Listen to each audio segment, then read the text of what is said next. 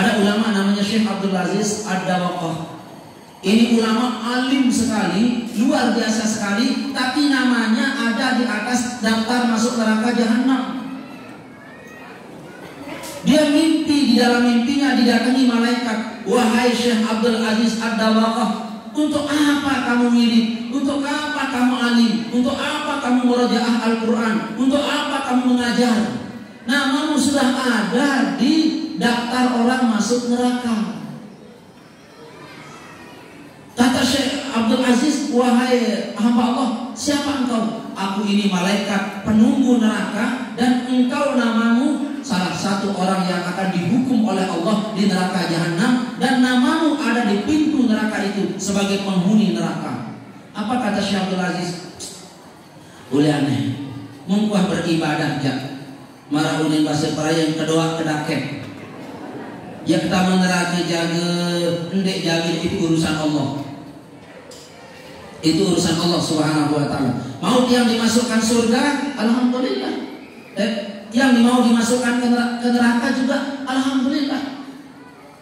Akhirnya beliau melanjutkan wiridannya, melanjutkan zikirnya, melanjutkan thariqahnya, pengajiannya, madrasahnya. 3 tahun kemudian datang lagi malaikat ini melalui mimpi. Wahai Syekh Abdul Aziz, sesungguhnya namamu sudah terhapus menjadi penghuni neraka jahanam. Sekarang aku mendengar berita di agenda malaikat Ridwan, namamu ada di surga Firdaus. Sekarang kamu sudah menjadi calon penghuni surga Firdaus. Apa jawaban Syekh Abdul Aziz di alam mimpinya? Wahai malaikat, lagi sekali aku katakan kepadamu, aku mau masuk surga, mau masuk neraka, aku tidak peduli. Terserah, neraka dan surga itu adalah milik mutlak Allah Subhanahu wa ta'ala. Kata malaikat, hebat Ustaz nih, tamu neraka edan takut itu, tamu surga pun edan cemoh, hebat ya, luar biasa. Tetapi setelah informasi dari malaikat ini dia terima, 3 tahun dahulu dia masuk neraka, daftarnya ada di neraka. 3 tahun kemudian kok daftarnya ada di surga. Penasaran juga Syekh Abdul Aziz. Ya Allah, kenapa hati saya gelisah, penasaran. Kenapa engkau tulis namaku di dalam neraka jahanam? Kenapa engkau tulis namaku di pintu neraka jahanam? Sepengetahuan saya, wahai Tuan Syekh, saya adalah anak yang baik-baik.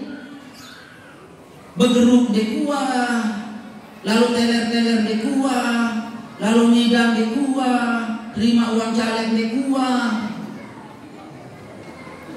Tidak baik, ya Allah Akbar lah. Remehan itu jangan sih jamaah ini. Yang urusan ini jadi kuat tepuk tangan Allah Akbar itu aja. Beli apa lah? Sama ada ngopi. Sila, lagi. Ini Syekh Abdul Aziz ini orang baik. Orang baik, baik sekali orangnya. Tidak pernah macam-macam, tidak pernah bergrup-grup A, grup-grup B, tidak pernah. Tetapi wahai Allah, kenapa engkau taruh namaku di daftar orang masuk neraka? Kenapa ya Allah? Lalu Allah menjawab, wahai malaikat, kasih tahu penyebabnya. Kenapa namanya Syekh Abdul Aziz itu aku letakkan di dalam neraka? Kenapa? Kasih tahu dia. Makanya malam selanjutnya beliau bermimpi lagi.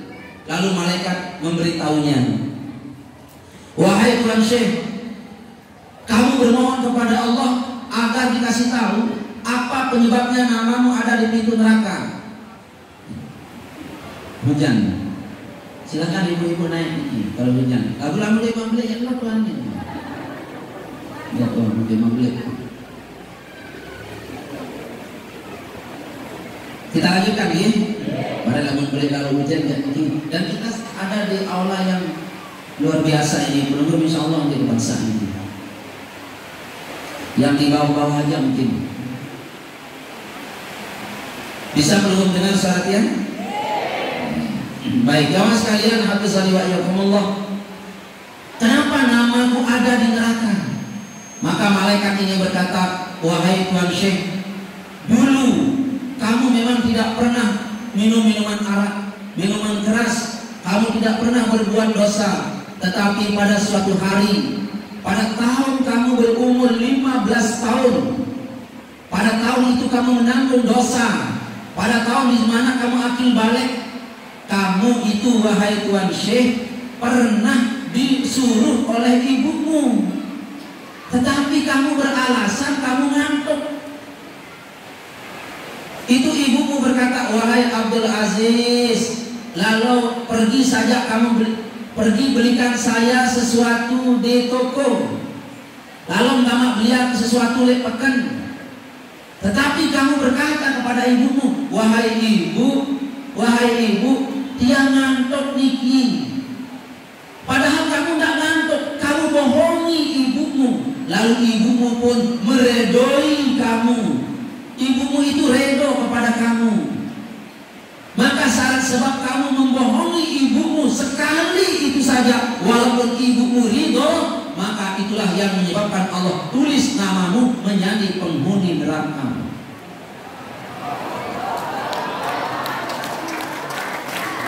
Sekali membohongi ibu, langsung ada nama di neraka. Padahal bohongnya kita itu, bohongnya Syekh Abdul Aziz adalah bohong dalam keadaan ibunya ridho. Anak-anak, induk mana lalu ngantok lalu, bareng aku lalu beli, kata ibunya. Tetapi Syekh Abdul Aziz pada saat itu, nek ngantok lalu iya alasan. Ina ngantok lalu iya, lelah lalu belajar. Bunda padahal dia lelah niki. Itu yang menyebabkan dia masuk menjadi calon penghuni neraka. Bagaimana kalau kita bohongi ibu kita berkali-kali? Ayo jawab, bagaimana? Apakah kita akan masuk neraka? Boleh-boleh ibu? Bagaimana kalau kita membohongi suami kita? Ya masuk juga, daftar ke dalam orang masuk neraka. Enggak mulai hari ini. Wah kalau jok tetangga nih kak Tuhan, padahal wah mulai ojok kina. Jamaah, apakah suami istri saja yang akan ada di namanya di neraka? Kita juga yang laki-laki. Kalau kita bohongi, maka berbohonglah dalam keadaan yang sebenar-benarnya. Ke tengah malam dulu, unilah monen Ustaz ceramah nih. Padahal dulu wirid jam 10 sampai Lombok Tengah itu jam 2. Ternyata nganggur mulai lama.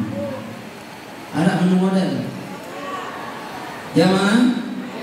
Ada menu model? Mudah-mudahan tidak ada.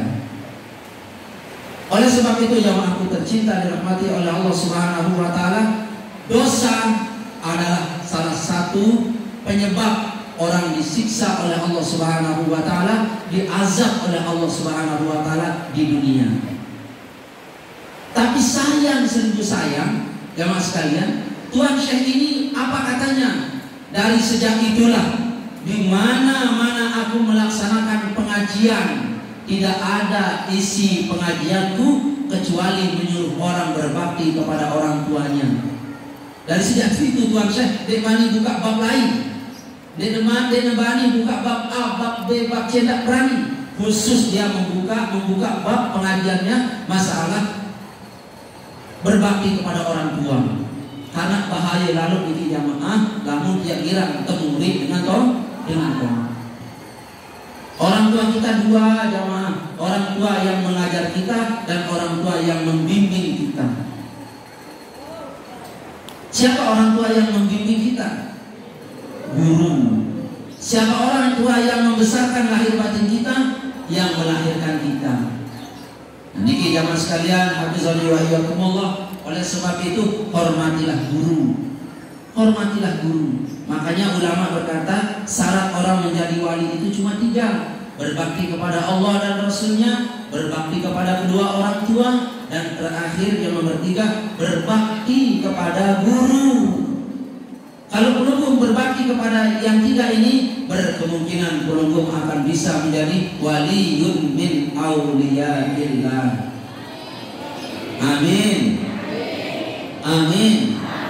Amin. Jamaahku tercinta dirahmati oleh Allah Subhanahu wa taala. Lalu sekarang bagaimana kita berdosa? Apakah kita biarkan diri kita berdosa? Oh tidak. Maka Majelis Zikir Qulubum Sami mengajarkan kita untuk apa? Untuk beristighfar kepada Allah Subhanahu wa taala. Itu sebabnya anak-anak kita bernyanyi tadi, istighfar, mari istighfar, istighfar, zikir istighfar, insan sejati, istighfar para wali. Itu istighfar jamaah sekalian. Ada dosa kita beristighfar. Para nabi beristighfar. Para nabi jamaah istighfar. Para nabi, Nabi Nuh istighfar, Nabi Ibrahim istighfar, Kanjeng Nabi besar Muhammad sallallahu alaihi wasallam diperintah juga untuk istighfar. Apa firman Allah? Wastaghfirhu innahu kana tawwaba. Karena istighfar ini jamaah sekalian perkara yang sangat luar biasa sekali bagi yang Qulubum Sami. Apalagi kita ini banyak dosa jamaah sekalian. Banyak dosa. Maka kalau dosa kepada Allah istighfar perbanyak. Tapi kalau dosa sudah memakan barang haram, selain kita beristighfar, juga kita bersedekah, berzakat.